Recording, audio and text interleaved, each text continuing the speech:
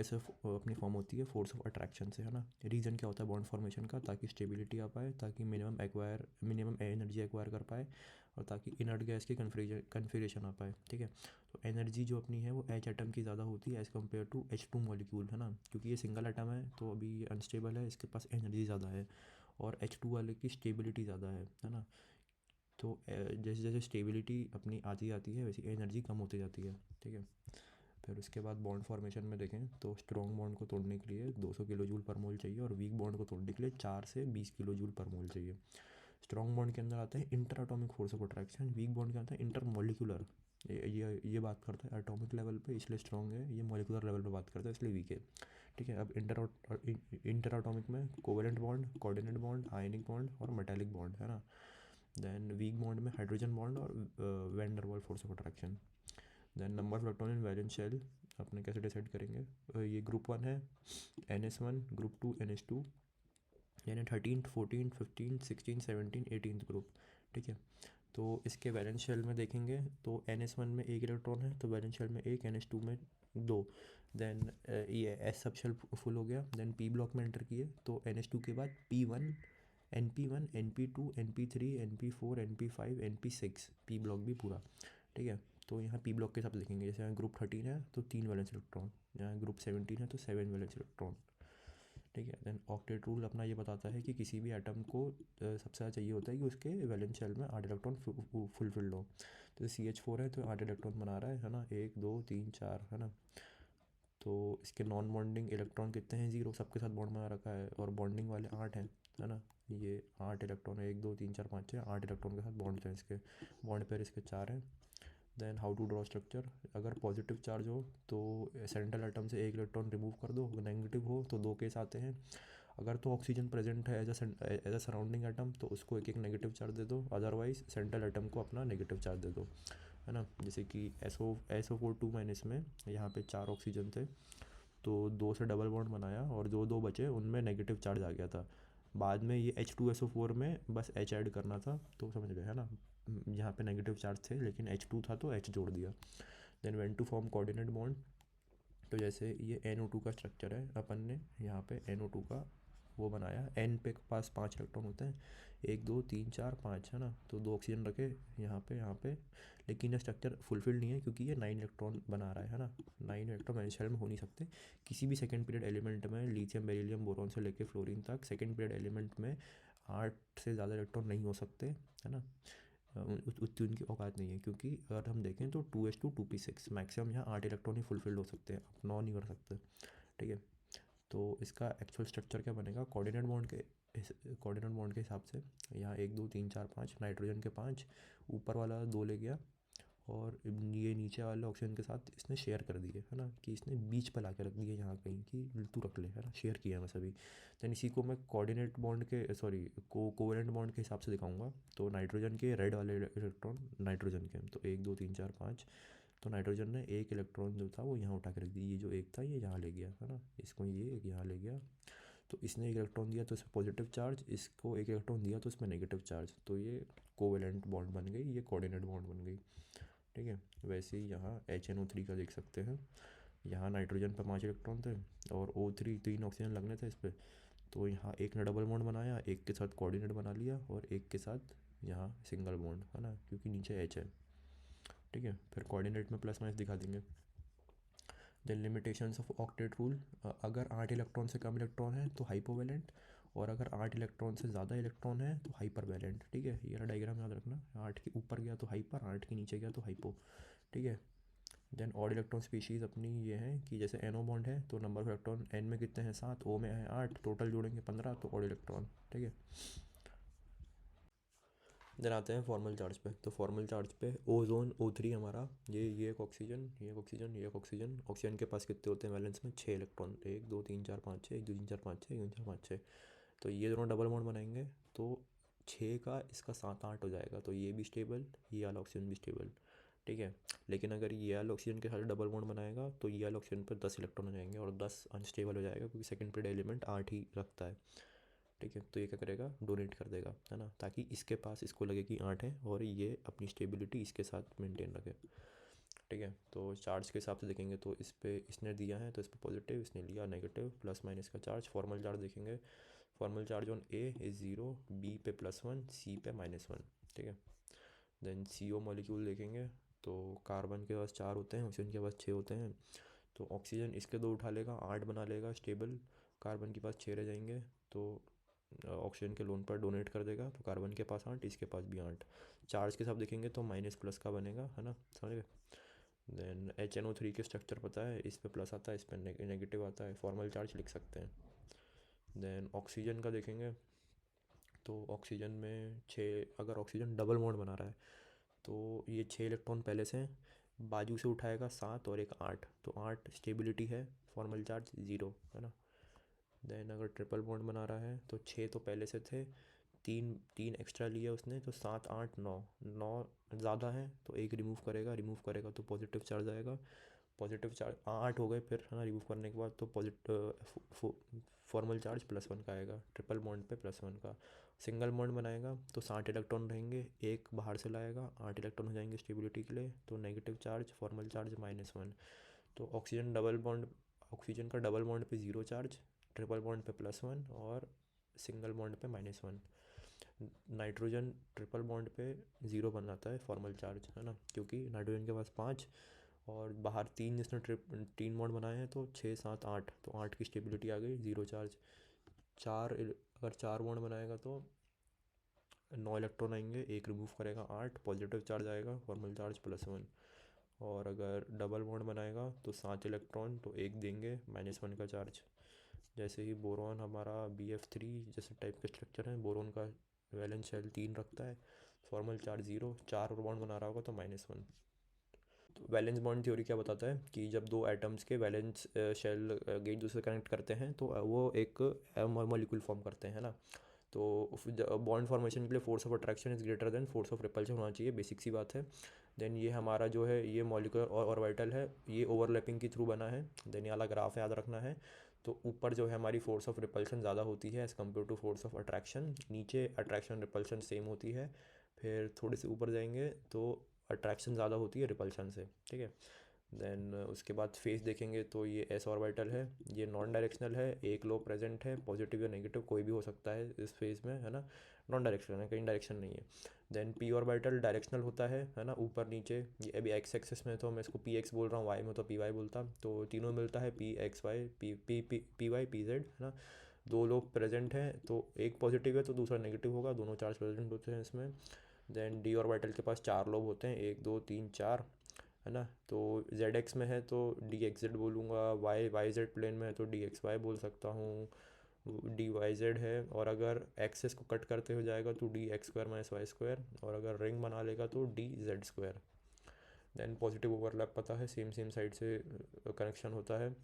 Then अगर दोनों side से जुड़ रहा है तो ये 2:2 का ओवरलैपिंग हो रही है ना, तो यहाँ वो पाई बॉन्ड बन रहा है, नेगेटिव वाला वही, नेगेटिव से 0 ओवरलैपिंग में ओवरलैपिंग ही नहीं हो रही, बॉन्ड नहीं बन रहा।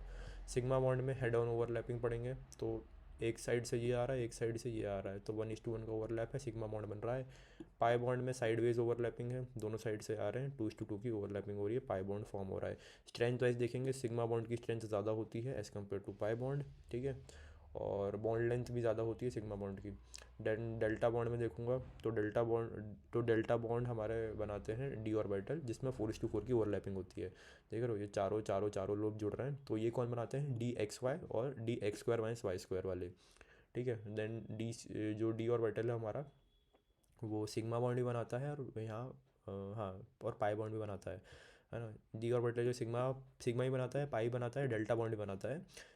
और अपना S ऑर्बिटल जो सिर्फ सिग्मा बनाता है, P ऑर्बिटल सिग्मा ही बनाता है, पाई भी बनाता है।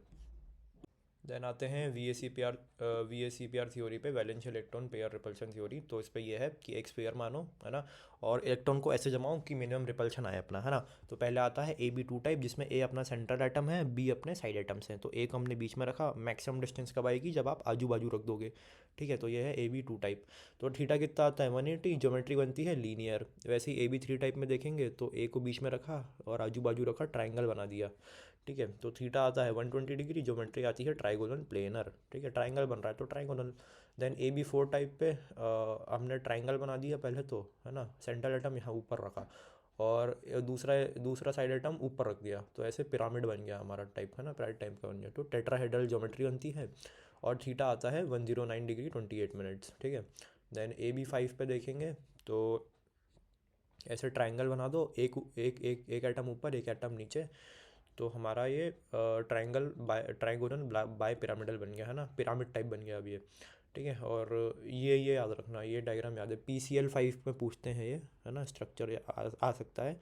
देन ए हमारी एक्सियल है, ई हमारी इक्वेटोरियल है, मतलब कि ये जो है ये एक्सेस, ये हमारी ये एक्सियल एक्सेस है और ये हमारी इक्वेटोरियल है ना, ये वाली। जैसे अर्थ की इक्वेटर होती है ऐसे जाती है, वैसे ही ये है ना, और एक्सिस बीच में जाती है तो एक्सियल लाइन बोलते हैं उसको, ठीक है।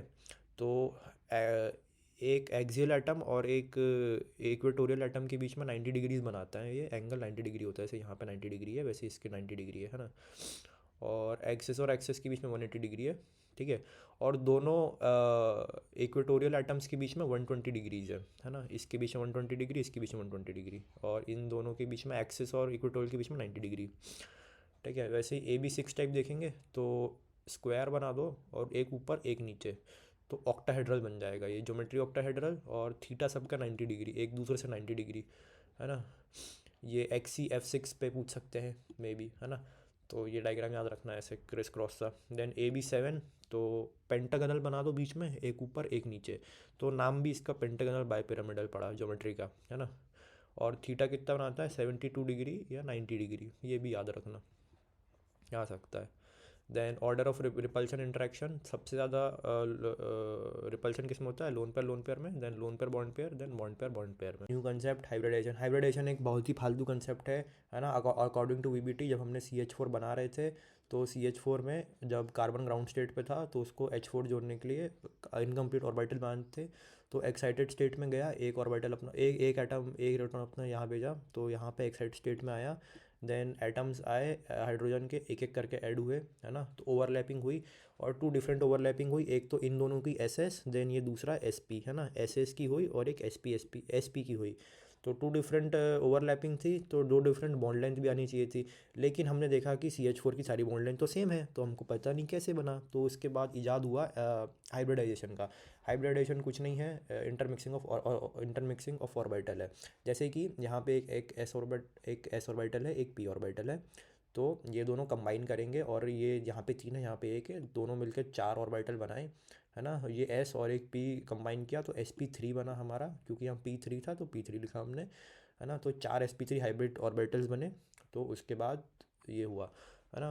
और ये सब इक्वल एनर्जीज के हैं, तो हम परसेंटेज एस कलेक्टर निकालेंगे, तो यहाँ पे S 1 है और P 3 है, तो S का कितना है भाग बनता है 25% और P का बनता है 75%, ठीक है। ये फालतू है। हाइब्रिडाइजेशन क्या होता है अपना, एक हाइपोथेटिकल कंसेप्ट है, और हाइब्रिडाइजेशन में वही पार्ट ले सकते हैं जिनकी कंपेरेबल ऑलमोस्ट इक्वल एनर्जीज हों।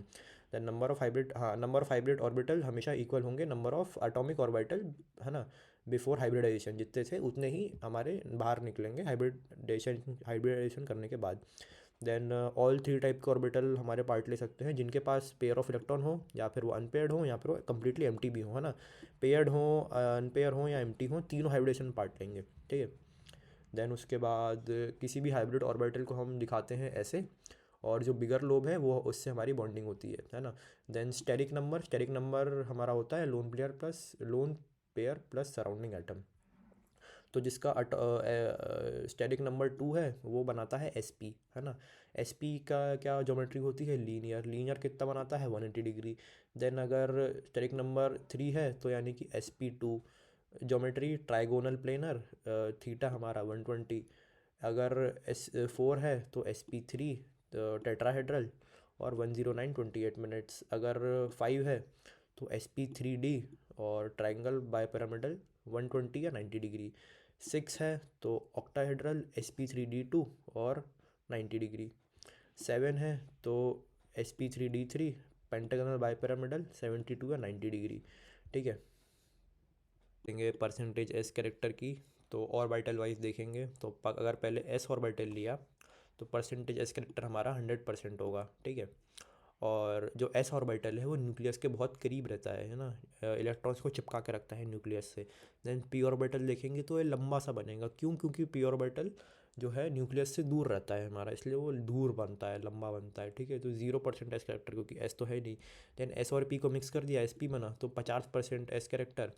और जो पी की लेंथ है वो भी थोड़ी कम हो गई, क्यों? क्योंकि अपना एस भी जाके जुड़ गया है ना, तो वो न्यूक्लियस से चिपका के रखेगा पी को भी थोड़ा सा, तो इसलिए थोड़ी सी लेंथ कम हो गई। देन जैसे जैसे पी का नंबर बढ़ेगा वैसे वैसे दूर जाता जाएगा। तो यहाँ पी से जब P2 हुआ तो लेंथ थोड़ी सी बढ़ गई, पी से P3 हुआ तो लेंथ थोड़ी और बढ़ गई। तो ये 50% था, ये 33.3%, ये 25%, ठीक है। Then lone pair loves S percentage character, क्यों? क्योंकि लोन पेयर को पसंद है न्यूक्लियस, और न्यूक्लियस के पास है अपना एस, एस सबशेल या एस ऑर्बिटल। तो ये दोनों को रिलेट हो गए अपने, ठीक है। देन इलेक्ट्रोनेगेटिव एलिमेंट हेट करता है एस परसेंटेज कैरेक्टर को, क्यों? क्योंकि अगर एक्स कोई ऐसा एलिमेंट है जिसमें एस परसेंटेज, एस एक्स पर एक्स कोई ऐसा एलिमेंट है जिसमें एस परसेंटेज की कैरेक्टर हाई है और फ्लोरीन बाजू में है, तो जो हमारा एस वाला एलिमेंट है वो तो न्यूक्लियस से इलेक्ट्रॉन को चिपका के रखेगा, और फ्लोरीन जब आ रहा है तो वो इलेक्ट्रॉन खींचने आ रहा है, लेकिन वो खींच नहीं पा रहा, क्योंकि उसको देखा कि भाई न्यूक्लियस में सब तो इसने चिपका के रखा है भाई, अब मैं कहाँ से खींचूंगा, है ना।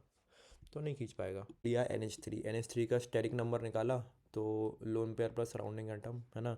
ये 3 NH और ऊपर लोन पेयर, कैसे? क्योंकि नाइट्रोजन 5 वो रखता है इलेक्ट्रॉन, 1 2 3 4 5, तो 3 से बॉन्ड बना लेगा, ऊपर लोन पेयर बचेगा। तो लोन पेयर 1, सराउंडिंग एटम 3, 4 आया मतलब sp3 आया। तो इसका n का मैं वो लिखूँगा कॉन्फ़िगरेशन, तो 2s 2s2 और 2p3, है ना। तो इन दोनों को फिर मिक्स करूँगा मैं, तो 4 नए ऑर्बिटल बनेंगे, इसको मैं बोलूँगा sp3 हाइब्रिडाइज्ड ऑर्बिटल्स, ठीक है। ये sp3 वाले ऑर्बिटल हैं। और कोई पूछेगा कि ये लोन पेयर कहाँ लाई करता है नाइट्रोजन का, तो sp3 वाले ऑर्बिटल में लाई करता है इसका लोन पेयर, ठीक है। देन 3 हाइड्रोजन आए नीचे से, 1s लेके, सबने सिग्मा बॉन्ड बनाया, तो 3 सिग्मा बॉन्ड बने हमारे, 1 2 3, और एक इसके बीच में बने नाइट्रोजन के sp3 से और हाइड्रोजन के 1s से, है ना। और तीनों बॉन्ड लेंथ सेम होगी हमारी, है ना, NH3 में। देन जो लोन पेयर है वो हमारा लाई करेगा उस पे जहाँ पे जो न्यूक्लियस के पास हो, ये छोटा वाला है, p ऑर्बिटल छोटा है, यानी कि s करेक्टर ज़्यादा है ना, बॉन्ड लेंथ कम है इसकी, तो ये यहाँ पे लोन पेयर लाई करेगा हमारा। और चारों sp3 ऑर्बिटल एक दूसरे से थोड़े डिफरेंट दिखते हैं ना, ये length wise. Then bond length and S percentage character, तो एस पी में देख सकते हैं कि एस कैरेक्टर ज़्यादा है, तो पी वाला जो लोब है वो थोड़ा सा पास चिपका हुआ है न्यूक्लियस के। वैसे ही sp2 में देखेंगे तो पी का नंबर बढ़ गया, तो थोड़ा सा दूर जाता जाएगा ये, है ना, क्योंकि एस की वैल्यू कम हो रही है। और यहाँ पे sp3 है, एस की वैल्यू और कम हुई, तो बॉन्ड पी वाला लोब था वो थोड़ा और दूर चला गया इधर साइड, ठीक है। तो यानी कि बॉन्ड लेंथ जो है वो इन्वर्सली प्रोपोर्शनल है एस कैरेक्टर के, ठीक है। जैसे जैसे एस करेक्टर का कम होता जाता है यहाँ पे, वैसी वैसी पी की बॉन्ड लेंथ बढ़ती जाती है, तो वैसी बॉन्ड लेंथ बढ़ती जाएगी। Then electronegativity and S percentage character, तो इलेक्ट्रोनेगेटिविटी हमारी जो एस पी वाला कार्बन है, यानी कि ट्रिपल बॉन्ड वाला कार्बन, वो ज़्यादा इलेक्ट्रोनेगेटिव है। देन अल्कीन वाला कार्बन, देन अल्केन वाला कार्बन, है ना। ट्रिपल बॉन्ड इज़ ज़्यादा electronegative, then double bond, then single bond. Then hybridisation में तो BeCl2 लिया, तो इसका हम वो निकालेंगे स्टेरिक नंबर, तो 0 lone pair plus 2 surrounding atom, तो 2 आएगा, है ना। ये स्ट्रक्चर है BeCl2, यहाँ पे आज वही जुड़ गया, थीटा अपना लीनियर आएगा इसका सिंपल सा, है ना। और CO2 का देखेंगे तो यहाँ पे एक कार्बन, आजू बाजू दो, तो कार्बन का तो पूरा हो गया, इसको सेंट्रल एटम माना, इसी का स्टेरिक नंबर निकालना है अपन को, तो 0 लोन पेयर और 2 सराउंडिंग एटम दो, तो SN2 आया, तो ये भी लीनियर फॉर्म कर रहा है हमारा। देन N2 देखेंगे तो N है ना, यहाँ पे इन दोनों ने 8 इलेक्ट्रॉन बना लिए अपने, और एक N पे लोन पेयर है, किसी भी एक N को मान लो सेंट्रल एटम, और S एक लोन पेयर और एक बॉन्डिंग, तो 2 आया, तो sp हाइब्रिडाइज्ड है। तो पूछेंगे ये लोन पेयर कहाँ लाई करता है, तो अब बोलेंगे sp हाइब्रिड ऑर्बिटल में ये लोन पेयर लाई करता है अपना, है ना। और हाइब्रिड ऑर्बिटल जो है वो बनाता है अपना सिग्मा बॉन्ड, लोन पेयर बनाने का काम आता है सिग्मा बॉन्ड बनाने के, और वेकेंट ऑर्बिटल बनाने के। ये पाई बॉन्ड नहीं बना सकता, यानी कि 2:2 का ओवरलैप नहीं कर सकता ये, ठीक है। देन आते हैं sp2 हाइब्रिडाइजेशन में, तो BF3 का एग्जांपल लेंगे, तो इसका डायग्राम कुछ ऐसा बनेगा, है ना। स्टेरिक नंबर देखेंगे तो बी के पास 3 इलेक्ट्रॉन थे, तो उसने 3 फ्लोरीन जोड़े, 0 लोन पेयर, 3 सराउंडिंग एटम, तो 3 आया, sp2 यानी कि ट्राइगोनल प्लेनर, ठीक है।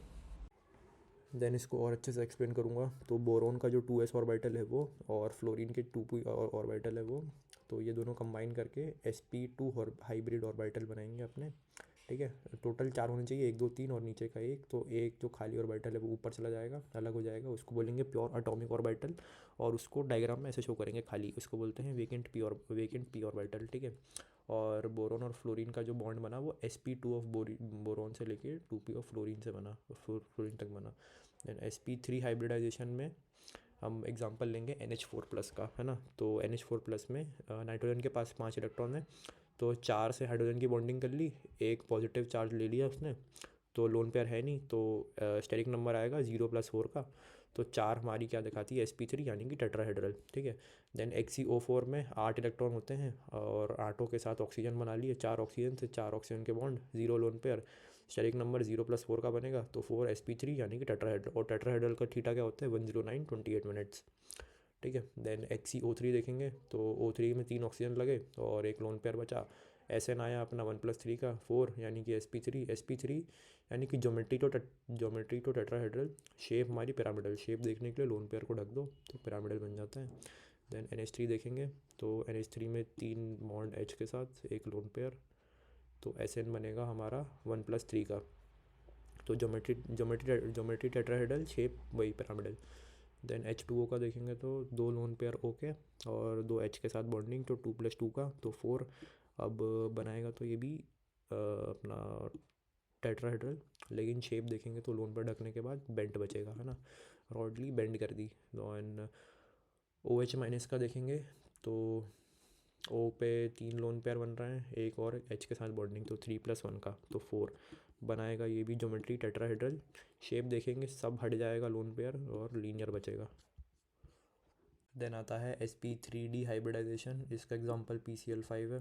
स्टेरिक नंबर काउंट करेंगे तो 0+5 आएगा, यानी कि sp3d ट्राइगोनल बाइपिरामिडल, ठीक है। तो स्ट्रक्चर हमारा ऐसा बनेगा। तो और ये स्ट्रक्चर में ये जो नीचे ट्राइंगल बन रहा है इसको sp2 बोल सकते हैं, अपन ने देखा था वहाँ पे AB2 टाइप वाले में, जो भी था वो AB3 टाइप में, तो इस ट्राइंगल को sp2 ट्राइंगल बोल सकते हैं। तो sp3d को ब्रेक डाउन करके लिख सकते हैं, sp2 निकाला इसमें से, बचा pd अलग करके लिख दिया, है ना।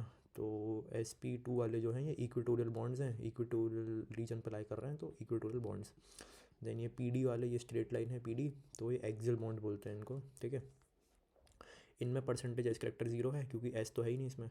देन इसमें परसेंटेज एस करेक्टर हाई है क्योंकि, है ना, हाई है, तो इस वजह से इनकी बॉन्ड लेंथ छोटी होती है ना। परसेंटेज कैरेक्टर ज़्यादा तो बॉन्ड लेंथ कम कम, है ना। और इन पे है नहीं तो इनकी बॉन्ड लेंथ लंबी लंबी होती है और ये बहुत वीकर बॉन्ड भी होती हैं। तो इनकी जब रिएक्शन पड़ेंगे ना, तो PCl5 को अगर मैं हीट मारूँ तो Cl2 उड़ जाता है, और वो Cl2 ये दोनों होते हैं क्योंकि कमज़ोर होते हैं तो हीटिंग में उड़ जाते हैं। बचता PCl3 है, इक्वेटोरियल वाले, क्योंकि वो स्ट्रॉन्ग बॉन्ड फॉर्म करके रखते हैं। देन सॉलिड स्टेट में 2 मोल PCl5 लूँगा सॉलिड स्टेट में, तो ब्रेक डाउन होता है वो PCl4+ और PCl6- पे, ठीक है। और इसको याद कैसे करेंगे, 2 PCl5 लो, एक Cl उठा के यहाँ से यहाँ भेजो, तो इसका बनेगा PCl4+, इसका बनेगा PCl6-। देन क्वेश्चन ये पूछते हैं यही वाले कि हाइब्रिडाइजेशन इन कैटायनिक फॉर्म, कैटायनिक पार्ट का हाइब्रिडाइजेशन और एक एनाइक पार्ट का। तो कैटायनिक वाला PCl4+ है, इसको बनाऊंगा टेट्राहेड्रल बन जाएगा, sp3 टेट्राहेड्रल, ठीक है। एनाइनिक पार्ट का क्या आएगा, PCl6- ऐसे बनेगा, तो ऑक्टाहेड्रल बनेगा sp3d2। फिर उसके बाद SF4, ये बहुत इंपॉर्टेंट है, मेंस में हर बार पूछते हैं ये लोग। इसका SN निकालूंगा तो 1+4 का बनेगा, क्योंकि सल्फ़र पे एक लोन पेयर आ जाएगा, है ना। तो sp3d ट्राइगोनल बाइपिरामिडल। तो ये डायग्राम याद रखना, ऐसा नहीं बनता, ये याद रख, वो देख भी मत, है ना। शेप क्या होता है, सीसॉ, और ज्योमेट्री क्या होती है इसकी, TBP ट्राइगोनल बाइपिरामिडल। तो फिर आते हैं बेंड्स रूल पे। तो बेंड्स रूल क्या बोलता है हमारा कि lone pair loves S percentage character and electronegativity hates S percentage character, ठीक है। और एक और चीज़ कि जो हमारा लोन पेयर है वो जाता है इक्वेटोरियल पॉइंट पे, और जो हमारा इलेक्ट्रोनेगेटिव एटम्स हैं वो जाते हैं एक्सियल पॉइंट पे, है ना। अब इसके एग्जांपल जैसे कि XeO2F2, तो इसका अपन स्टेरिक नंबर निकालेंगे तो एक लोन पेयर और 4 सराउंडिंग एटम्स, है ना, 2 O है और 2 F है, 4 सराउंडिंग एटम, 5 आया। तो अपनी ज्योमेट्री क्या बनी, TBP ट्राइगोनल बाइपिरामिडल, और शेप आएगा अपना सीसॉ, है ना। यहाँ पे देखो पहले ये एक्सी है ना। लोन पेयर कहाँ बोले थे, लोन पेयर बोले थे इसने इक्वेटोरियल पॉइंट पे, तो ये इक्वेटोरियल पॉइंट पे लोन पेयर भर दिया।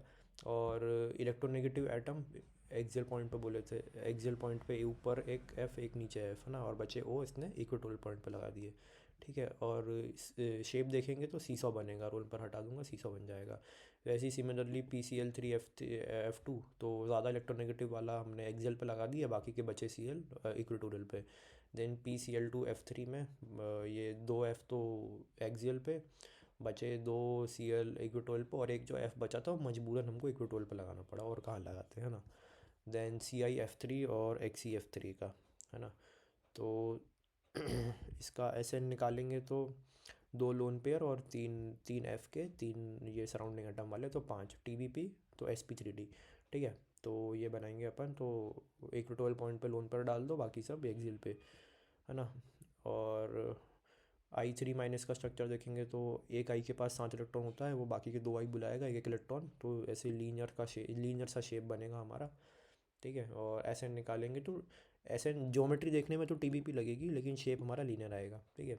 ऐसे ही ICl2- का आई बीच में, तीनों लोन पेयर इक्वेटोरियल पॉइंट्स पे, Cl बाहर क्योंकि इलेक्ट्रोनेगेटिव है।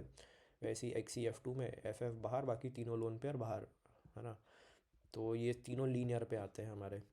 और हाँ, और ये जो मैं कार्यक्रम कर रहा हूँ ना एक्सियल पे, वो लगा दिया इलेक्ट्रोनेगेटिव, ये सिर्फ sp3d के लिए वैलिड है, सिर्फ sp3d के लिए। जिसका स्ट्राइक नंबर 5 आए सिर्फ उसी के लिए वैलिड है, बाकी और कहीं पे नहीं। ठीक है। तो ऐसे ही sp3d2 हाइब्रिडाइजेशन पे आते हैं अपन। तो SF6 जो है हमारा ऑक्टाहेड्रल ज्योमेट्री बनाता है, कैसे, ऐसे ऐसे ऐसे, समझ गए, ये तो पता है अपन को।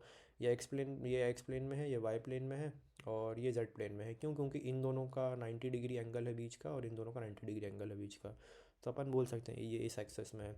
सल्फ़र के पास देखो 6 इलेक्ट्रॉन होते हैं, है ना। और फॉस्फोरस के पास 5 होते हैं, हमने एक और एक्स्ट्रा दे दिया, 6 हो गए। सिलिकॉन को 2 एक्स्ट्रा दे देंगे, 6 हो जाएंगे। और एल्यूमिनियम को 3 एक्स्ट्रा देंगे तो 6 हो जाएंगे।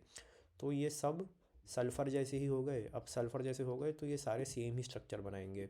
SF6 या PF6- या सिलिकॉन F62- या एलुमिनियम F63-, सब सेम ऑक्टाहेड्रल स्ट्रक्चर ही बनाएंगे, है ना। और फिर उसके बाद, हाँ, यहाँ पे मैं BrF5 पे देखूँगा, तो इसका वो काउंट करूँ मैं, तो एक लोन पेयर है और 5 सराउंडिंग एटम, 6, तो sp3d2। ज्योमेट्री तो हमारी ऑक्टाहेड्रल आएगी। कैसे आएगी? यहाँ Br रखा, और यहाँ F, यहाँ F, यहाँ सब रखा, लोन पेयर हम नीचे भर दिया, है ना। यहाँ पे उतगड़म मत लगाना कि लोन पेयर वहाँ इक्वेटोरियल पाएगा, F एक्सियल पाएगा, नहीं लगाते, है ना। यहाँ पे वो सिर्फ sp3d के लिए था। और हम इसका स्ट्रक्चर देखें, सॉरी शेप देखें, तो स्क्वायर पिरामिडल आएगा। ठीक है। नीचे का लोन पर हटा दिया, यहाँ पे स्क्वायर, और ऊपर जब जॉइंट करेंगे तो पिरामिड टाइप आएगा, तो स्क्वायर पिरामिडल, है ना। वैसे ही XeO4 के लिए यहाँ पे बन जाएगा स्क्वायर पिरामिडल। देन उसके बाद sp3d3 में आएंगे तो IF7 हमारा एग्जाम्पल है, तो ऐसा बना दो, 3 F इस साइड, बाकी 2 एक्सेस पे, और बाकी के 2 यहाँ पे। इन दोनों का एंगल आता है 72 डिग्री, इन दोनों का एंगल आता है 90 डिग्री, है ना। देन ऐसे XeF6- ये इंपॉर्टेंट है। तो स्टेरिक नंबर निकालेंगे, 7 आएगा, एक Xe के पास लोन पेयर, और बाकी के 6 ये, तो 1+6 का, है ना। sp3d3 स्ट्रक्चर कुछ ऐसा बनेगा। Xe के आजू बाजू 4 फ्लोरीन, ऊपर नीचे एक एक फ्लोरीन, और लोन पेयर जो है वो बीच से निकाल देंगे ऐसे, है ना। तो ऑक्टाहेड्रल देखने में लग रहा है, लेकिन थोड़ा सा ना ये तिरछा हो जाएगा, लोन पेयर की वजह से रिपल्शन आएगा, तो डिस्टॉर्टेड हो जाएगा, तो हमको डिस्टॉर्टेड ऑक्टाहेड्रल बोलेंगे हम इसको, है ना, या फिर कैप्ड ऑक्टाहेड्रल।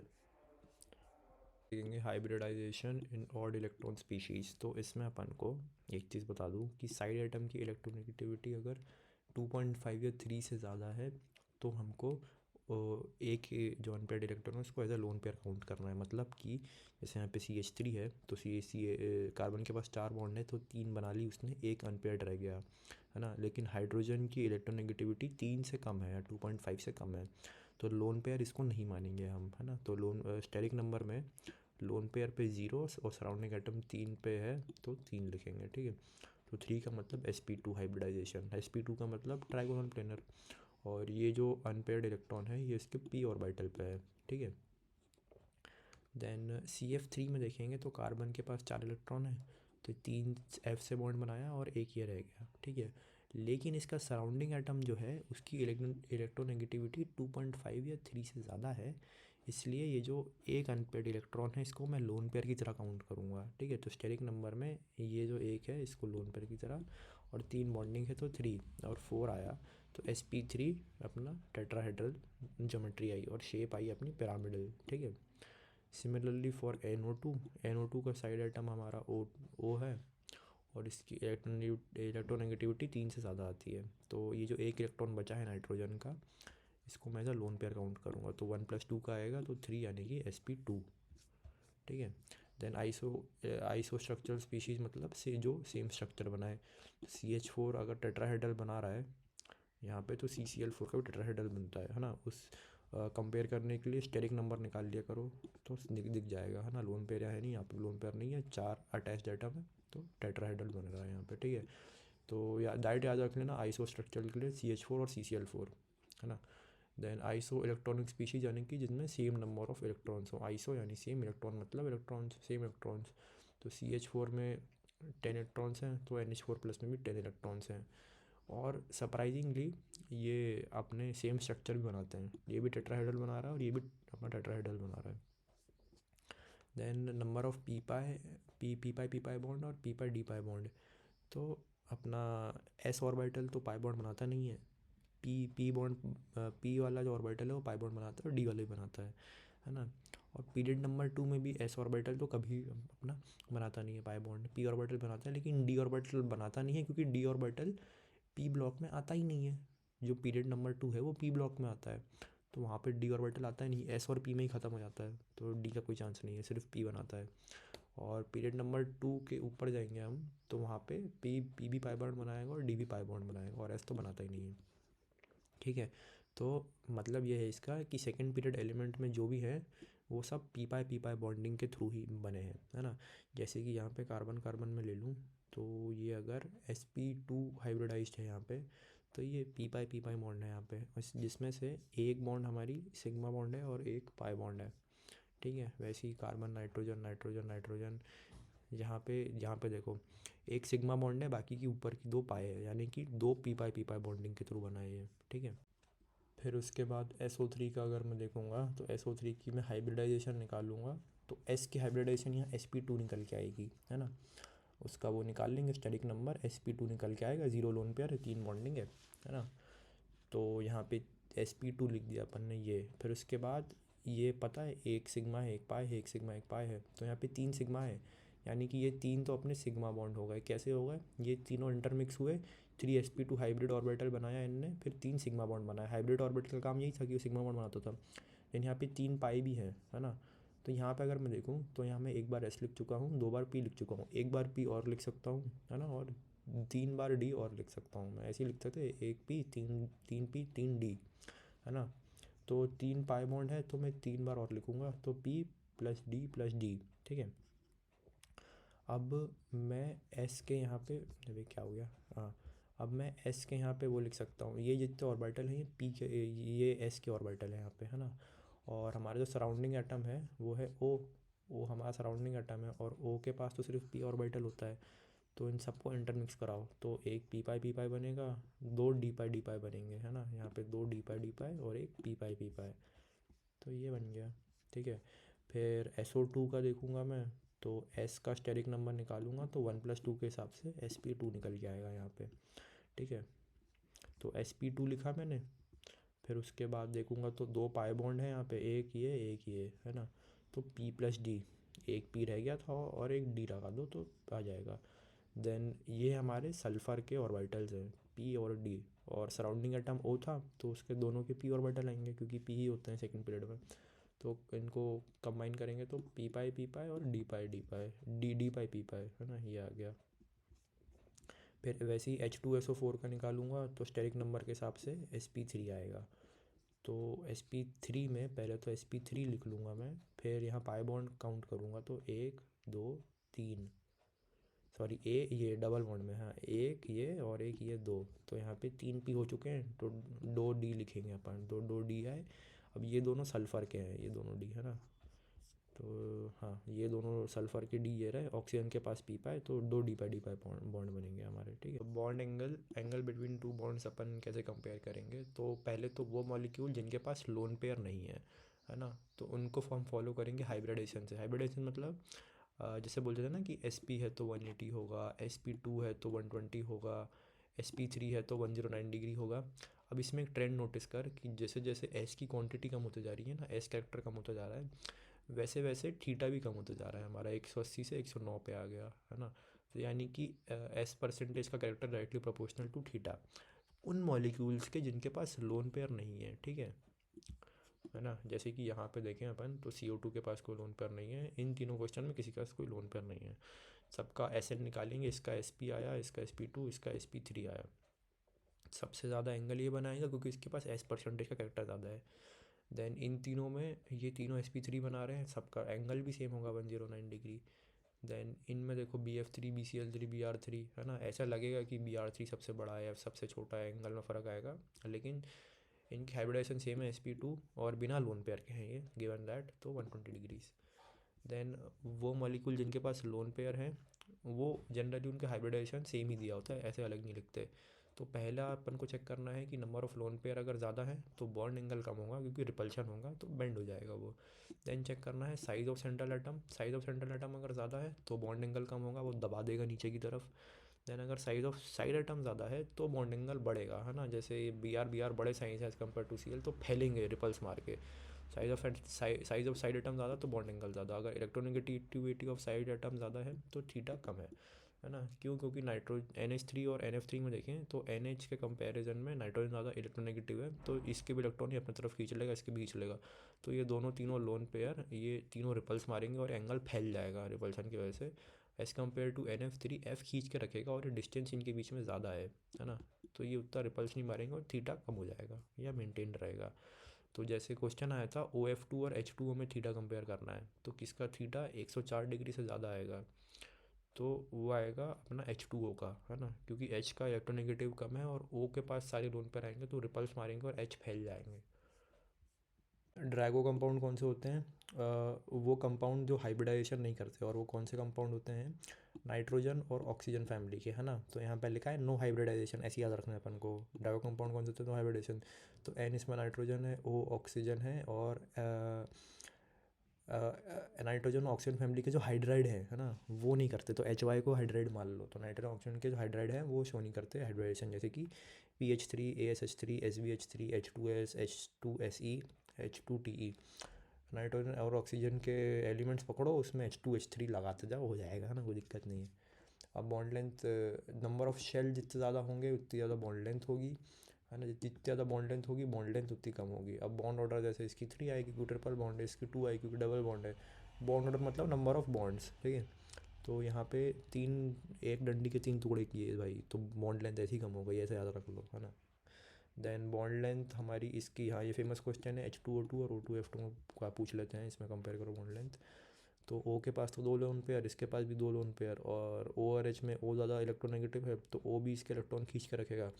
अब यहाँ पे 3, यहाँ पे 3 इलेक्ट्रॉन पेयर्स, तो ये तीनों रिपल्स मारेंगे और ये दोनों दूर जाना चाहेंगे, तो इस चक्कर में बॉन्ड लेंथ जो है लंबी हो जाएगी। अब यहाँ पे उल्टा है, यहाँ पे फ्लोरीन के पास चला जाएगा, फ्लोरीन के पास, तो ये थोड़े से उतने लंबे नहीं जाएंगे, है ना, तो इसकी बॉन्ड लेंथ ज़्यादा आती है अपनी H2O2 की। देन डाइपोल मोमेंट को रिप्रेजेंट करते हैं अपन म्यू से, और चार्ज इंटू डिस्टेंस यानी कि डेल्टा इंटू एल, ठीक है। पोलर मॉलिक्यूल कौन से होते हैं जिनका म्यू रिजल्टेंट जीरो नहीं होता? जैसे कि HCl, इस पे अलग चार्ज होगा, इस पे अलग चार्ज होगा, जीरो तो नहीं आएगा, ठीक है। SO2 का पहला कंपाउंड देखें तो यहाँ पे दोनों O, अब इसका म्यू और लोन पेयर की वजह से कोई μ1 लगेगा, लेकिन कैंसिल आउट तो नहीं हो रहा, है ना।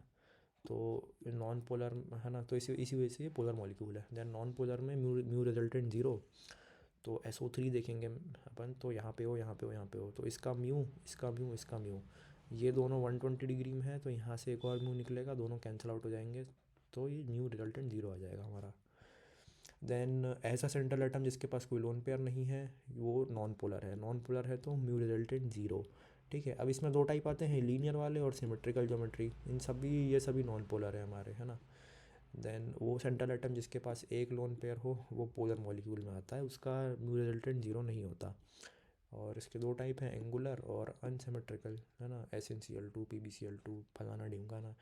देन सेंट्रल एटम जिसके पास 2 लोन पेयर हों, इसमें 2 टाइप आते हैं, सिमेट्रिकल ज्योमेट्री वाले जैसे कि XeF4, तो वो तो नॉन पोलर होते हैं, जैसे XeF4 ऐसा बनता है स्क्वायर प्लेनर टाइप का, और दोनों लोन पेयर ऊपर नीचे सब कट जाएगा, तो म्यू रिजल्टेंट जीरो आएगा।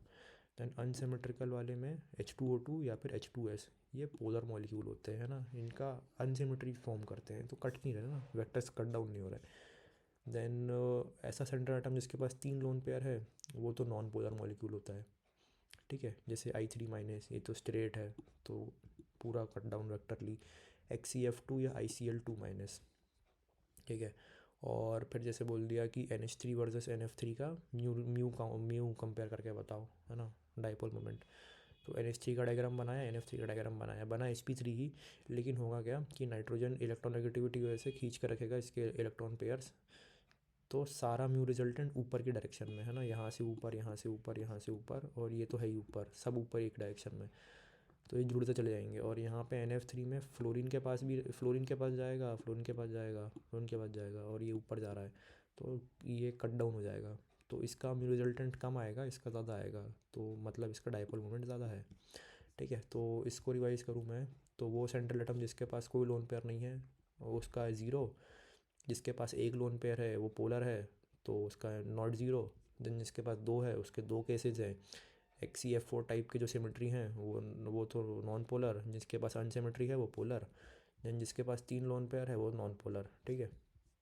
देन जैसे अगला क्वेश्चन है, तो यहाँ 2 Cl लगे हैं, तो एल्कीन के मुकाबले यहाँ पे Cl ज़्यादा इलेक्ट्रोनेगेटिव है, तो ये इलेक्ट्रॉन खींच लेगा, और यहाँ पे 60 डिग्री बनेगा हमारा, है ना, और 60 डिग्री से ये म्यू, तो 60 डिग्री से निकलेगा म्यू√3। देन यहाँ पे ये 120 डिग्री बना रहा है, तो यहाँ से निकलेगा म्यू। देन ये 180 डिग्री, तो ये तो ज़ीरो क्रॉस हो जाएगा, है ना, सबसे ज़्यादा इस पे आएगा डाइपोल मोमेंट म्यू√3, देन इसका म्यू, देन इसका ज़ीरो। रेजोनेंस पे, तो रेजोनेंस पता ही है क्या होता है, डीलोकलाइजेशन ऑफ पाई इलेक्ट्रॉन, ये फालतू हैबिट स्ट्रक्चर बनाता है, तो काम का है नहीं। देन बैक बॉन्डिंग पढ़ेंगे, तो बैक बॉन्डिंग हमारा जो है कोऑर्डिनेट पाई बॉन्ड बनाता है, पता ही है, पॉजिटिव के बाजू में एक लोन पर होना चाहिए ताकि वो अच्छे से उसका पेट भर पाए, है ना। और condition for excellent back bonding, सबसे बढ़िया बैक बॉन्डिंग तब होती है जब हमारा एक एटम सेकंड पीरियड का हो, है ना। जैसे ये ए और बी में है, तो मान लो ए हमारा जो सेकंड पीरियड का है, ए होगा हमारा सेकंड पीरियड का, और जो दूसरा एटम है वो सेकंड या थर्ड पीरियड का हो, है ना। जैसे कि बी हमारा सेकंड थर्ड पीरियड का हो, है ना, तो इसका एग्जांपल क्या है, BF3, है ना। तो बी और एफ दोनों ही सेकंड पीरियड के हैं, तो सबसे बढ़िया बैक बॉन्डिंग दिखाएंगे ये वाले, है ना। फिर अब जैसे इनका कंपेयर और बैक बॉन्डिंग कैसे होगी, तो एफ़ के जो लोन पेयर हैं वो जाएंगे इसके वेकेंट पी ऑर्बिटल में, बोरोन के पास है वेकेंट पी ऑर्बिटल, तो लोन पेयर घुसेगा यहाँ वैकेंसी देख के, फिर चार्जेस डेवलप हो जाएंगे, इसने दिया है तो इस पे प्लस, इसने लिया है तो इस पे नेगेटिव, है ना। फिर उसके बाद ये रेजोनेंस करेंगे बाकी फ्लोरीन के लोन पेयर से, इधर उधर इधर उधर, देन एक रेजोनेंस हाइब्रिड बनेगा कुछ ऐसा सा, ठीक है।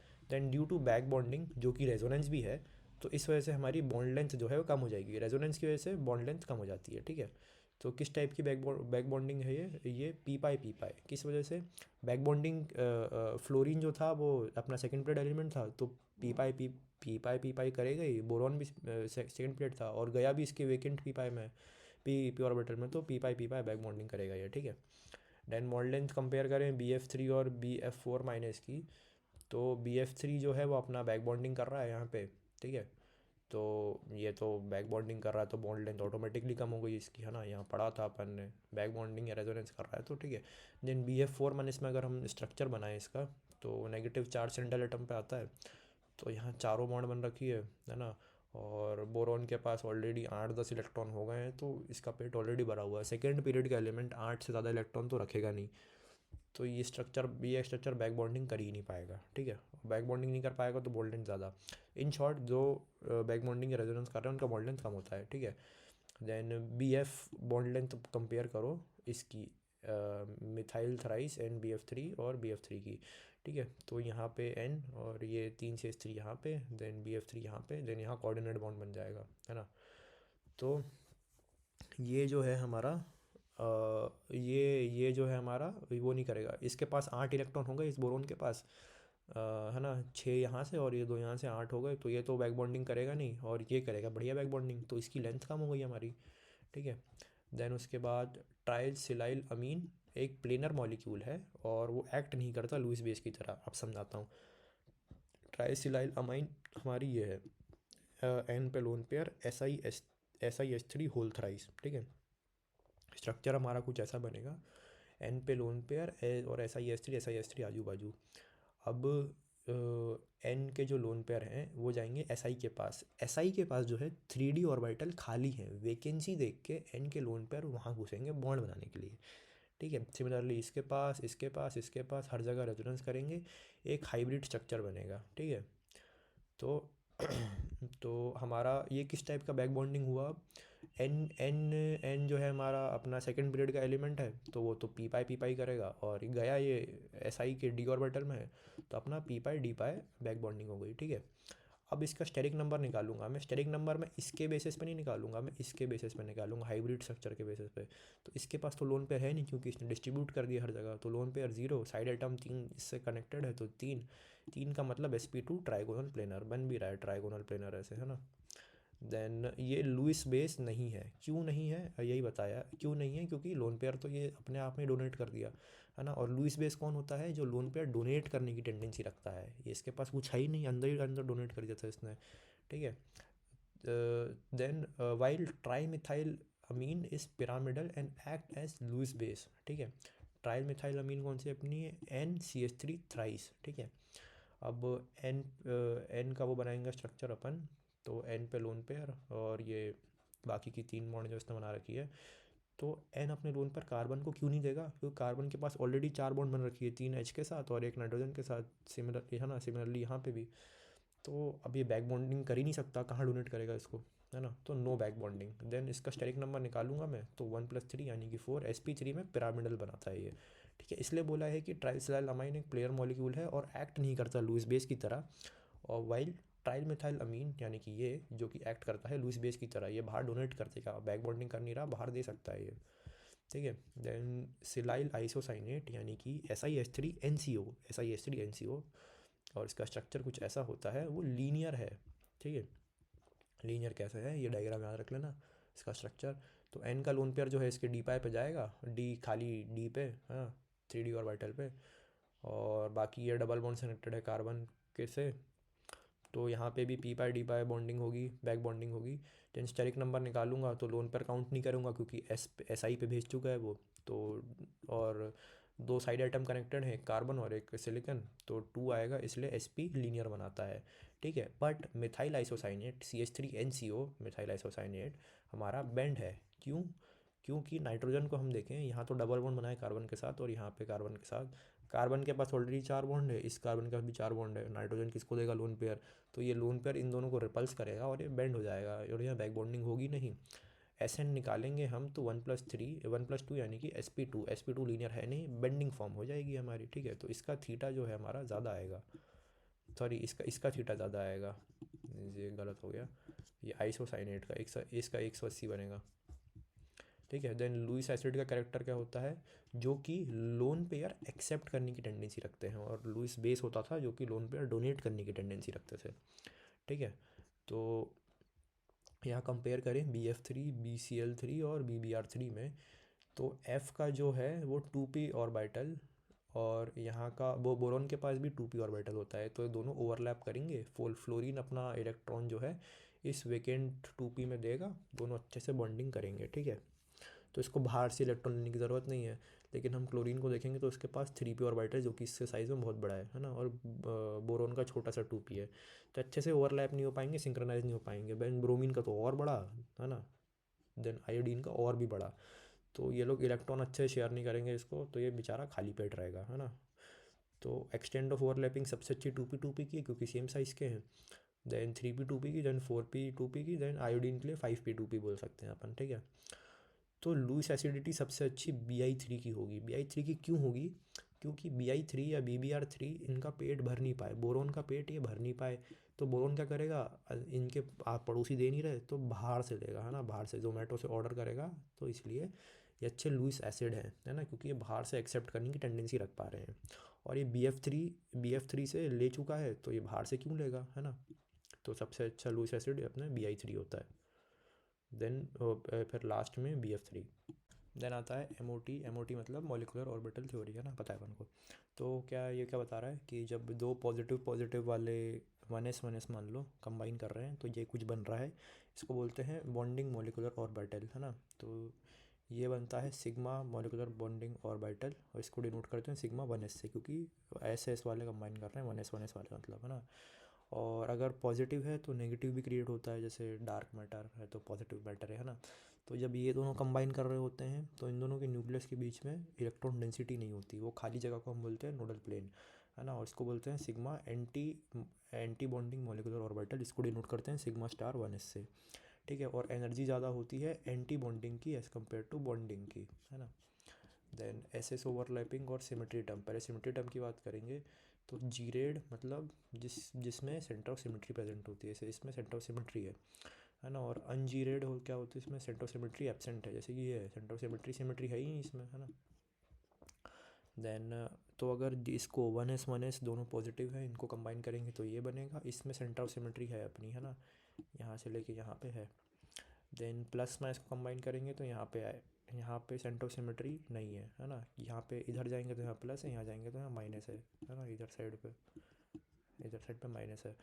तो इसको डिनोट करते हैं सिग्मा 1s से, और सिग्मा जी यानी कि सिग्मा जी रेड, यही है अपना सिग्मा बॉन्डिंग मॉलिक्यूलर ऑर्बिटल, जिसमें और इसमें सेंटर ऑफ सिमेट्री नहीं है तो सिग्मा स्टार 1s, और सिग्मा अनजी रेड यानी कि sigma anti bonding molecular orbital, ठीक है। फिर उसके बाद अपन दो H को कंबाइन करके अगर H2 बनाएंगे, फॉर्मेशन ऑफ H2, तो H का 1s आएगा और दूसरे H का 1s आएगा। तो ये दोनों कंबाइन करके सिग्मा 1s बनाएंगे, तो सिग्मा बॉन्डिंग मॉलिक्यूलर ऑर्बिटल। और उसी टाइम पे सिग्मा एंटी बॉन्डिंग भी बनेगा, सिग्मा स्टार 1s लिखेंगे उसको, ठीक है। तो इसके एक इलेक्ट्रॉन और इसका एक इलेक्ट्रॉन कहाँ पे कंबाइन करेगा, ये जाएगा सिग्मा स्टार 1s में, ठीक है। और एंटी बॉन्डिंग में नहीं जाएगा, एंटी बॉन्डिंग में बाद में जाएगा, अगर 3 होते तो यहाँ पे जाता, ठीक है। तो हमने इलेक्ट्रॉनिक कन्फिग्रेशन कैसे लिखेंगे, पहले सिग्मा स्टार S2 यानी कि इसमें 2 इलेक्ट्रॉन, जैसे फिर इसका सिग्मा स्टार 1s 0, ठीक है, यहाँ पे इलेक्ट्रॉन नहीं गया है अभी। और बॉन्ड ऑर्डर कैसे निकालते हैं, number of bonding electron minus number of anti bonding by 2। तो बॉन्डिंग वाले 2 थे यहाँ पे, एंटी बॉन्डिंग वाले 0 थे, और डिवाइड बाई 2 या 1। तो बॉन्ड ऑर्डर 1 आया, मतलब कि H और H के बीच में एक सिग्मा बॉन्ड बन रही है, ठीक है। वैसे ही सिमिलरली हम H2 प्लस के लिए निकालेंगे, तो H2 प्लस मतलब प्लस है, एक इलेक्ट्रॉन निकाल दिया तो यहाँ से एक इलेक्ट्रॉन गायब हो जाएगा, तो हम सिग्मा 1s 1 बचेगा, सिग्मा स्टार 1s 0 लिखा नहीं है, मतलब वही है उसका, ठीक है। तो बॉन्ड ऑर्डर में 1 माइनस 0/2 0.5 आएगा। तो बॉन्ड ऑर्डर यहाँ पे 1 था, यहाँ पे 0.5 आया, ठीक है। तो इसका H2 माइनस का कंपेयर करेंगे तो एक इलेक्ट्रॉन एक्स्ट्रा गया है, तो ये जाएगा इसमें हमारा, ठीक है, सिग्मा स्टार एंटी बॉन्डिंग में। तो यहाँ पे 3 इलेक्ट्रॉन हो गए, तो अब 2 माइनस 1/2, ये भी 0.5 आया, 0.5, ठीक है। तो देन आते हैं बॉन्ड लेंथ पे। तो bond length is inversely proportional to bond order होता है ना। तो सबसे कम बॉन्ड ऑर्डर तो वो इसका आएगा, H2 का आएगा, ठीक है। फिर उसके बाद इन दोनों का देखेंगे तो 0.5 तो अगर बॉन्ड ऑर्डर सेम है तो जिसका एंटी बॉन्डिंग में इलेक्ट्रॉन ज़्यादा है उसकी बॉन्ड लेंथ ज़्यादा है ना। एंटी बॉन्डिंग में H2 माइनस की वो ज़्यादा है इलेक्ट्रॉन, तो सबसे ज़्यादा इसका, फिर इसका, ठीक है। फिर बॉन्ड डिसोसिएशन एनर्जी सबसे ज़्यादा H2 का, H2 प्लस का, फिर H2 माइनस का, ठीक है। देन PP ओवरलैपिंग की बात करेंगे तो फर्स्ट केस में यहाँ दोनों सेम साइड अगर ज्वाइन हो रही है माइनस माइनस वाली, तो ये बड़ा सा लोब बनेगा माइनस का। तो और ये सेंटर ऑफ सिमेट्री फॉलो कर रहा है, यानी कि सिग्मा जी रेड भी है, तो इसको लिखेंगे सिग्मा 2p, है ना। दोनों के 2p कंबाइन कर रहे हैं इसलिए। देन अपोजिट कंबाइन करेंगे तो ये सिग्मा स्टार में आ जाएगा, है ना, एंटी बॉन्डिंग वाला है ये। तो यहाँ पे अनजीरेड होगा, सेंटर ऑफ सिमेट्री है नहीं, तो सिग्मा स्टार 2p। और यहाँ पे दोनों कंबाइन करेंगे तो ये दोनों प्लस करके बड़ा वाला रूप बना देंगे, ये दोनों माइनस माइनस सेम साइन है, बड़ा बड़ा बन जाएगा ये, ठीक है। यहाँ पे सेंटर ऑफ सिमेट्री नहीं, क्योंकि ऊपर प्लस है नीचे माइनस है, तो ये होगा अपना सिग्मा पाई 2p, है ना। ये दोनों कंबाइन नहीं करेंगे। देन यहाँ पे देखें तो ये दोनों का कॉम्बिनेशन हो रहा है, ये दोनों का, तो यहाँ पे सिग्मा स्टार 2p आएगा, ठीक है। देन आते हैं इलेक्ट्रॉन कन्फिग्रेशन पे। पहला केस तो ये है कि जिनके नंबर ऑफ इलेक्ट्रॉन 14 या 14 से ज़्यादा हैं, जैसे कि N2 के 14 हैं, 7 14, बोरोन B2 या C2, है ना। C2 के 12 आ जाएंगे, कार्बन का 6, है ना। और दूसरा केस है जब इलेक्ट्रॉन्स 14 से ज़्यादा हों, जैसे कि F2 या O2, ठीक है। तो अगर हम N2 की कन्फिग्रेशन लिखेंगे तो अपन को देख, VBT ने क्या बोला था कि जो भी वैलेंस शेल वाले हैं अपने, वो कंबाइन करके अपने वो ओवरलैपिंग होती है। लेकिन एमओटी बोलता है कि भाई सबके सब कंबाइन होते हैं, अगर है ना, अंदर वाले ओवरलैपिंग भी करते हैं और बाहर वाले भी ओवरलैपिंग करते हैं, यानी कि वैलेंस वाली करते हैं सिर्फ। तो अपन जैसे N2 की करेंगे, N2 का लिखेंगे कन्फिग्रेशन। तो सबसे नीचे सिग्मा 1s, फिर ऊपर सिग्मा स्टार 1s, ये तो एस सब शेल की बात थी, 1s की बात थी। देन 2s में सिग्मा 2s, ऊपर सिग्मा स्टार 2s, है ना। फिर आए अपन 2p ऑर्बिटल में। तो 2p में नीचे पाई 2p, इधर भी पाई 2p, देन उसके ऊपर सिग्मा 2p, देन ऊपर pi star 2p, pi star 2p, then ऊपर सिग्मा स्टार 2p। तो ये ऑर्डर याद रखना, डायग्राम बना के ऐसे रफ रफ में समझ जाएगा, ठीक है। तो N2 में जैसे 14 इलेक्ट्रॉन होते हैं, तो एक एक करके भरेंगे, 1 2 3 4 5 6 7 8 9 10 11 12 13 14, एक यहाँ एक यहाँ ऐसे करके, ठीक है। 14 हो गए। Then number of unpaired electron इसमें ज़ीरो आएंगे, है ना। ज़ीरो आएंगे मतलब अनपेड है नहीं, तो डायामैग्नेटिक। अगर अनपेड होते तो पैरामैग्नेटिक होता। अब इसका बॉन्ड ऑर्डर निकालेंगे, तो number of bonding minus anti bonding. Bonding में कितने हैं, यहाँ पे गिनेंगे तो 10 इलेक्ट्रॉन। एंटी बॉन्डिंग में 4 डिवाइड बाई 2, 3 आएगा, है ना। 3 आएगा मतलब कि नाइट्रोजन नाइट्रोजन की 3 बॉन्डिंग होती है, पता है अपन को, है ना। फिर अपन है ना, ये तो वाला केस है जब जब इलेक्ट्रॉन 14 या 14 से कम होंगे, है ना। और ये ऑर्डर इस वजह से आता है क्योंकि sp मिक्सिंग होती है, ठीक है। और एनर्जी ऑफ सिग्मा 2p ज़्यादा होता है पाई 2p से, सिग्मा की एनर्जी ज़्यादा होती है यहाँ पे पाई से, ठीक है। देन वाला केस जब इलेक्ट्रॉन की वैल्यू 14 से ज़्यादा होती है, तब थोड़ा एक चीज़ चेंज हो जाती है कि यहाँ पे जैसे O2 केस लिया है ना, तो यहाँ पे भी सेम 1s 2s 2p है ना, ऑर्बिटल सेम है। तो यहाँ पे sigma 1s, sigma star 1s, sigma 2s, sigma star 2s, लेकिन इस बार यहाँ पाई की जगह सिग्मा 2p आ गया। जैसे यहाँ पाई 2p था, अब इसकी जगह सिग्मा 2p है ना। ये ऊपर आ गया, सिग्मा 2p यहाँ था, अब यहाँ आ गया, ये बस अल्टरनेट हो गया है थोड़ा। तो यहाँ पे पाई 2p, देन ऊपर सेम पाई star 2p, pi star 2p, है ना। दो पाई स्टार 2p और सिग्मा स्टार 2p जैसे यहाँ पे, बस यही इंटरचेंज है अपना, ठीक है। तो अब इस O2 में 16 इलेक्ट्रॉन है, तो एक एक करके भरूंगा मैं, 1 2 3 4 5 6 7 8 9 10 11 12 13 14 15 और 16, ठीक है।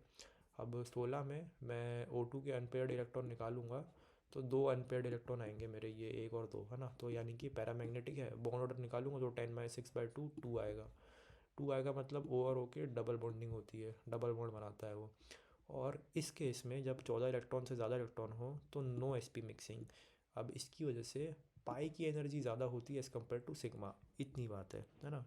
याद क्या रखना है अपन को, ये तो याद रखना ही है कन्फिग्रेशन, लेकिन ये भी याद रखना है कि जब 14 से कम हो तो सिग्मा की एनर्जी ज़्यादा होती है sp मिक्सिंग की वजह से, और जब 14 इलेक्ट्रॉन से ज़्यादा हो, सॉरी 14 से कम हो, तब sp की मिक्सिंग होती है, सिग्मा की एनर्जी ज़्यादा होती है। जब 14 इलेक्ट्रॉन से ज़्यादा हो तब sp मिक्सिंग होती है और पाई की एनर्जी ज़्यादा होती है।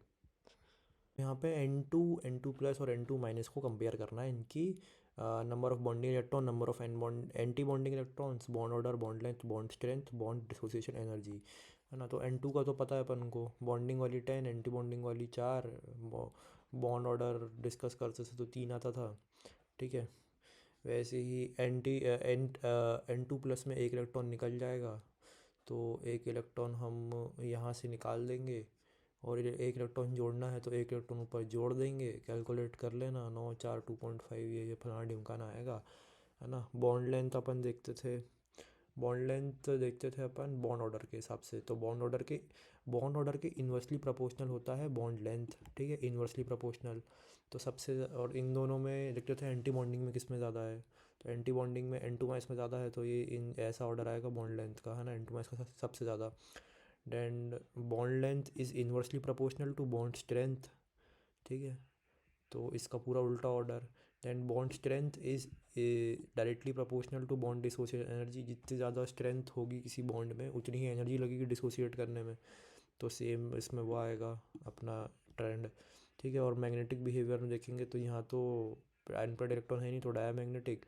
यहाँ अनपेयर्ड मिल जाएगा अपन को क्योंकि एक हमने निकाला है, तो पैरामैग्नेटिक ए इसमें ऐड किया था ऊपर वाले में, तो ये भी पैरामैग्नेटिक, है ना। यहाँ अनपेयर्ड 0, यहाँ 1, यहाँ पे 1, ठीक है। और फिर सिमिलरली O2 में कर सकते हैं अपन बॉन्ड ऑर्डर, ठीक है। तो बॉन्ड ऑर्डर में जब किसी के इलेक्ट्रॉन 8 होंगे तो 0 होगा, 9 होगा तो 0.5, 10 होगा तो बॉन्ड ऑर्डर 1 होगा। अब देख डायरेक्टली ट्रेंड देख, 8 में 0, 0.5 बढ़ाते जाओ, 1.5 करते करते अप टू 14 या 13 जाएगा, है ना, अप टू 14 या 13 तक जाएगा। 8 से शुरू किया था 0 में, फिर वापस 15 से 0.5 ड्रॉप होना स्टार्ट होगा और ड्रॉप होता रहेगा, है ना। तो 15 में 2.5 हो गया, 16 में 2 हो गया, 17 में 1.5 हो गया, ठीक है। 18 तक 1, फिर यहाँ 0.5, ये 0, 20 तक वापस 0। 8 से शुरू हुआ, 14 तक 3, फिर 15 से ड्रॉप, 20 पे 0, ठीक है। आइसो इलेक्ट्रॉन स्पीशीज़ में इलेक्ट्रॉन सेम है तो बॉन्ड ऑर्डर भी सेम आएगा, इन सबका बॉन्ड ऑर्डर 3 है, 2.5 है, ठीक है। बॉन्ड लेंथ में directly bond length is inversely proportional to bond order, है ना। अब ये चीज़ तो डायरेक्टली रट ले कि NO बड़ा होता है NO प्लस से और CO बड़ा होता है CO प्लस से। बॉन्डिंग की तो आयनिक बॉन्डिंग का पता है अपन को, है ना, ये इलेक्ट्रॉन देगा वो इलेक्ट्रॉन लेगा, तो इस पर प्लस चार्ज इस पर नेगेटिव चार्ज होता है आयनिक बॉन्ड। और आयनिक बॉन्ड जो है वो अपना नॉन डायरेक्शनल होता है, याद रखना। और जो कोवेलेंट बॉन्ड है अपना डायरेक्शनल होता है ना। ये तभी ओवरलैप करता है, तभी कोवेलेंट बॉन्ड होता है जब सेम सेम साइड से, जब ये PX और ये PX हो, है ना, दोनों सेम एक्सेस पे होने चाहिए, इसलिए कोवेलेंट बॉन्ड अपनी डायरेक्शनल होती है। देन आयनिक कंपाउंड में एक कैटायन है एक एनायन है, पता है। मेटल अपने क्या होते हैं, कैटायन होते हैं, नॉन मेटल एनायन होते हैं। ये सब जुड़ेंगे तो आयनिक बॉन्ड बनाएंगे। तो Na जैसे है तो Na प्लस और F1 इसमें KCl प्लस Cl माइनस में टूटता है, CaO अपना Ca2 प्लस और O2 माइनस में टूटता है। वैसे ही NH4Cl किसी किसी में टूट जाएगा, ठीक है। फिर फेवरेबल कंडीशन क्या होती है आयनिक बॉन्ड की, A और B जब बॉन्ड बन रहे थे तो पहले तो A को हमको A प्लस में तोड़ना पड़ेगा, तो उसके लिए एक इलेक्ट्रॉन खींचेंगे, एक इलेक्ट्रॉन निकालेंगे तो उसके लिए एनर्जी देनी पड़ेगी, है ना। और B में इलेक्ट्रॉन घुसेड़ेंगे तो उसमें एनर्जी डालनी पड़ेगी, मतलब एनर्जी निकलेगी एक इलेक्ट्रॉन हम डालेंगे तो हमें अच्छी कंडीशन तब होती है जब लेस आयनेशन एनर्जी लगे, एनर्जी हमें कम लगानी पड़े और जो निकलने वाली एनर्जी है वो ज़्यादा हो, है ना। तो जो निकलने वाली एनर्जी उसी को लैटिस एंथैल्पी बोलते हैं। लैटिस एनर्जी यही है अपनी, है ना, कि NaCl सॉलिड बनाने के लिए हमको सोडियम चाहिए गैसियस में, Cl चाहिए गैसियस में, NaCl बन जाएगा सॉलिड में और कुछ एनर्जी निकलेगी, और ये जो एनर्जी निकली यही हमारी लैटिस एनर्जी है, ठीक है। और लैटिस एनर्जी अपनी डायरेक्टली प्रोपोर्शनल होती है Q1 Q2 बाय R के, है ना। इसका जो चार्ज है ये Q1, इसका जो चार्ज है Q2 divide by R, intermolecular distance. तो फैक्टर्स क्या क्या डिपेंड करते हैं, इन चार्जेस पर डिपेंड करता है और R पे डिपेंड करता है ना। तो जैसे लैटिस एनर्जी कंपेयर करनी है NaF और NaCl की, तो Na तो सेम है, F और Cl माइनस में देखेंगे तो सबसे बड़ा साइज़ अपना Cl माइनस का है ना। Cl माइनस का साइज़ ज़्यादा है और lattice energy inversely proportional to R होती है, तो NaF ज़्यादा आएगा अपना लैटिस एनर्जी में, ठीक है। फिर लैटिस एनर्जी Na2O और MgO और Al2O3 में, तो ये टूटेगा 2Na plus O2 minus Mg2 plus O2 minus this, है ना। तो इसको कंपेयर कर लेंगे तो अपना ये ऑर्डर आएगा, समझ गया। लैटिस एनर्जी का फॉर्मूला तो पता ही है ना। फिर लैटिस एनर्जी इसमें निकालेंगे अपन, तो सब में Cl कॉमन है, लेकिन ये अपना ग्रुप 1 का एटम है सारे, lithium sodium potassium rubidium caesium, सबसे छोटी साइज़ इसकी है, तो सबसे बड़ी वैल्यू Li की इसकी आएगी, फिर इसकी, ठीक है।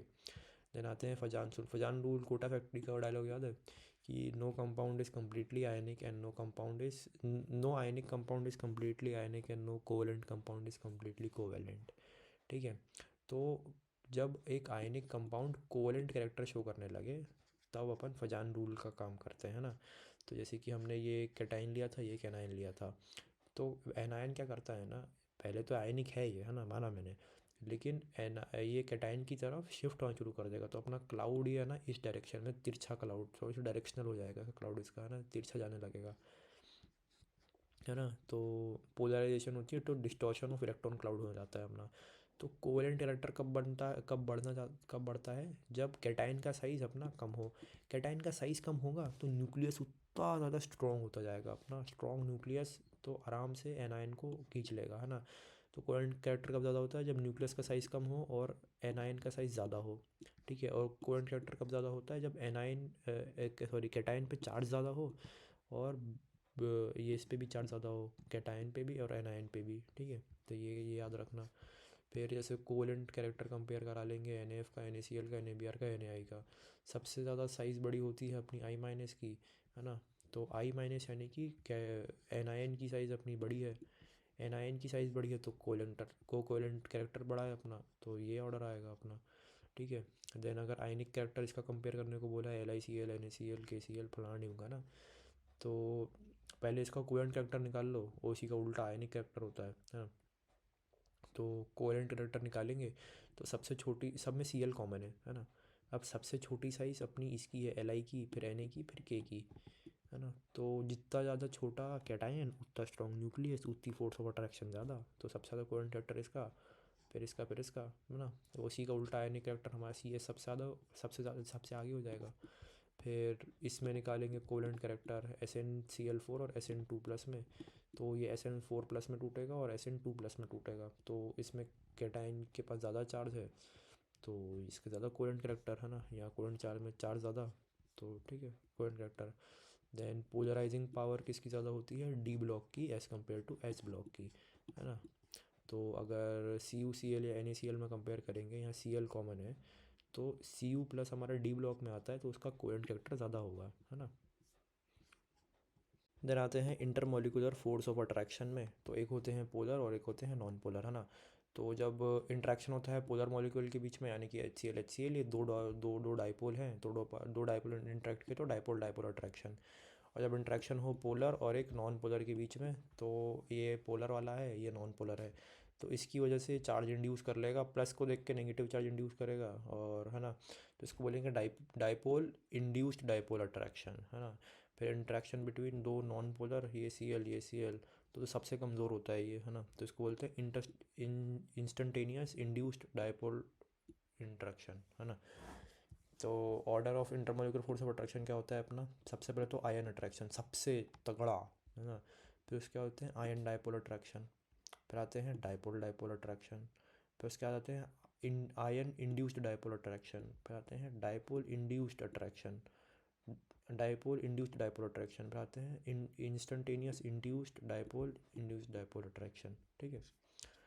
फिर एनर्जी का रिलेशनशिप लिखें डिस्टेंस के साथ, तो आयन आयन का अट्रैक्शन के साथ लिखते हैं inversely proportional to R, ion dipole का लिखते हैं R², और डाइपोल डाइपोल का लिखते हैं R³, और आयन इंड्यूस्ड डाइपोल अट्रैक्शन लिखते हैं R⁴, और डाइपोल इंड्यूस्ड डाइपोल अट्रैक्शन और इंड्यूस्ड डाइपोल का लिखते हैं, दोनों का लिखते हैं R⁶, ठीक है। ये NCERT की लाइन है, इंपॉर्टेंट है।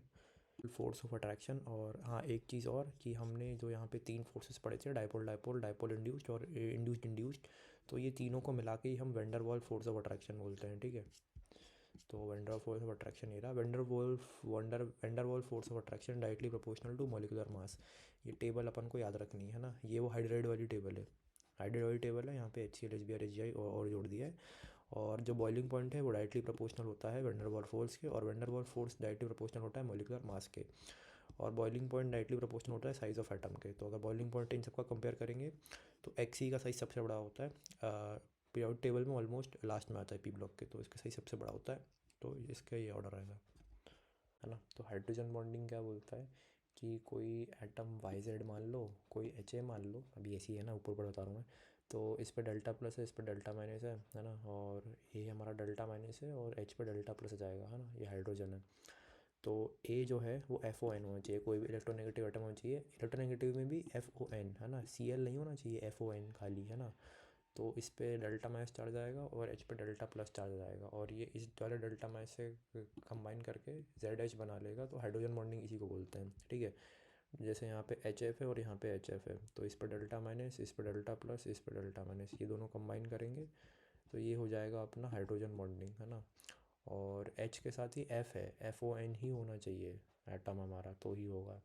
जैसे यहाँ पे Cl है ना, तो ये HCl अगर बनेगा तो ये हाइड्रोजन बॉन्डिंग में नहीं आएगा, ये डाइपोल डाइपोल इंट्रैक्शन हो रहा है यहाँ पे, है ना। Cl नहीं होना चाहिए, सिर्फ FON। वैसे ही वाटर में देखेंगे तो यहाँ पे डेल्टा माइनस, यहाँ पे डेल्टा प्लस, ये OH कंबाइन करेगा तो O आ रहा है यहाँ पे, तो ये भी हाइड्रोजन बॉन्डिंग में है। सेम एसीटोन एंड क्लोरोफॉर्म में देखेंगे तो इस पे डेल्टा माइनस, इस पे डेल्टा प्लस, ये दोनों कंबाइन करेंगे OH हो, मतलब हाइड्रोजन बॉन्डिंग हो जाएगा इन दोनों के बीच। एसीटोन और एसिटिलाइन में यहाँ पे डेल्टा प्लस आएगा, और यहाँ ये इलेक्ट्रोनेगेटिव है, यहाँ पे डेल्टा माइनस, यहाँ डेल्टा प्लस, फिर इस पे डेल्टा माइनस, ये दोनों भी हो जाएंगे H और O, हाइड्रोजन बॉन्डिंग, ठीक है। Then types of hydrogen bonding, intramolecular, intramolecular में H2O आता है, HF आता है ना। तो और पी नाइट्रोफिनॉल आता है, तो ये देखो O और H कंबाइन करेंगे इससे देन इंट्रामोलिकुलर में O नाइट्रोफिनॉल, ये जो O और H है इस पर डेल्टा प्लस आएगा, नाइट्रोजन और के ऑक्सीजन पर डेल्टा माइनस चढ़ जाएगा, ये दोनों भी मिलेंगे। ठीक है, बॉइलिंग पॉइंट किसका ज़्यादा आता है, ऑर्थो नाइट्रोफिनॉल का या पी नाइट्रोफिनॉल का, पी नाइट्रोफिनॉल का, स्टेबिलिटी भी इसकी ज़्यादा होती है तो बॉइलिंग पॉइंट ज़्यादा। ठीक है, ओनली HF एंड H2O, सिर्फ HF और हमारा H2O ही पॉलीमेट्रिक स्ट्रक्चर बनाता है ड्यू टू हाइड्रोजन बॉन्डिंग, और HF जो है वो फॉर्म करता है linear polymeric, whereas H2O forms tetrahedric polymeric structure. ठीक है, ये टेट्राहेड्रल स्ट्रक्चर बनाता है, और HF जो है वो हमारा लीनियर पॉलीमेरिक बनाता है। अपन बात करेंगे वाटर की, तो number of water molecule attach to one H2O molecule 4 हो, है ना। ये एक H2O है तो इससे 4 और H2O कंबाइन होते हैं, टेट्राहेड्रल स्ट्रक्चर बनाते हैं। ठीक है, टेट्राहेड्रल स्ट्रक्चर बनाते हैं, देन डेंसिटी किसकी ज़्यादा होती है, लिक्विड की ज़्यादा होती है एज़ कम्पेयर टू अपना सॉलिड, है ना। आइस की कम डेंसिटी होती है। वॉल्यूम किसकी ज़्यादा होती है, सॉलिड की ज़्यादा वॉल्यूम होती है। अब पानी जमाते हैं तो बर्फ़ ज़्यादा जमता है हमारा, है ना, ऊपर आ जाता है क्योंकि एयर भी आ जाती है उसमें। Then order of boiling point देखेंगे, तो बॉइलिंग पॉइंट किस पे डिपेंड करता था हमारा, वेंडर फोर्स में, और वेंडर फोर्स डिपेंड करता था मॉलिक्यूलर मास में। तो इसकी इसकी बॉइलिंग पॉइंट देखेंगे, सबसे ज़्यादा मास SN का है तो, है ना, बॉइलिंग पॉइंट इसका ज़्यादा, फिर जर्मेनियम, फिर ये। ठीक है, ऐसे नीचे आते जाएंगे। फिर उसके बाद इन तीनों में देखेंगे तो NH3 हमारा करता है hydrogen bonding, H2O hydrogen bonding करता है, HF भी हाइड्रोजन बॉन्डिंग करता है। तो इस चक्कर में ये आएगा हमारा यहाँ पे बीच में SbH3 के ऊपर, फिर ASH3 ना, SbH3 NH3 नीचे आ जाता है ये, फिर ASH3 देन PH3। ठीक है, देन H2 हाइड्रोजन बॉन्डिंग की वजह से सबसे नीचे आ जाएगा, then H2TE, then H2SE, then H2S। वैसे ही HF ऊपर जाता है, देन बाकी का ऑर्डर ऐसे ही चलता है ना, HI HBr HCl।